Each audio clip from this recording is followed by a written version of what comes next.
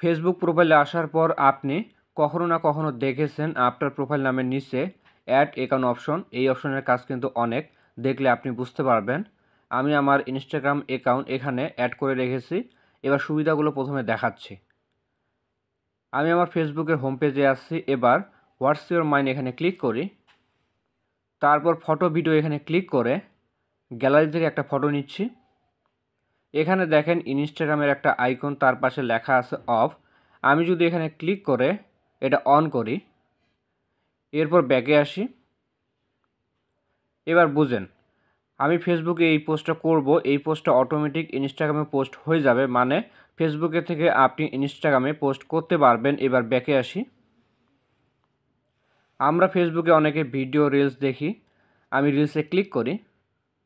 তো দেখেন এই ভিডিওটা ইনস্টাগ্রামের, কিন্তু আমি ফেসবুক থেকে দেখতে পারছি পরেরটাও ইনস্টাগ্রামে আপলোড করা রিলস।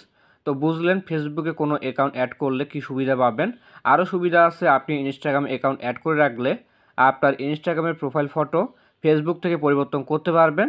ইনস্টাগ্রামের ইউজার নেম সহ অনেক কিছু পরিবর্তন করতে পারবেন ফেসবুক থেকে।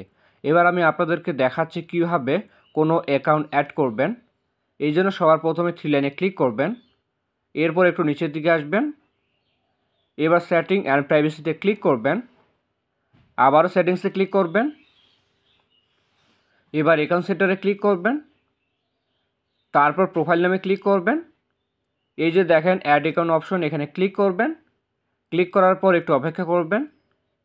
এখানে আপনি আপনার ইনস্টাগ্রামের ইউজার নেম আর পাসওয়ার্ড দিয়ে লগ ইনে ক্লিক করবেন, তাহলে আপনার ইনস্টাগ্রাম অ্যাকাউন্ট ফেসবুকের সাথে অ্যাড হয়ে যাবে। তো এই ছিল আজকের ভিডিওতে। ভিডিওটি ভালো লাগলে লাইক করবেন, চ্যানেলে নতুন হয়ে থাকলে সাবস্ক্রাইব করবেন। দেখা হচ্ছে নতুন কোনো ভিডিওতে। সকলে ভালো থাকবেন, ধন্যবাদ।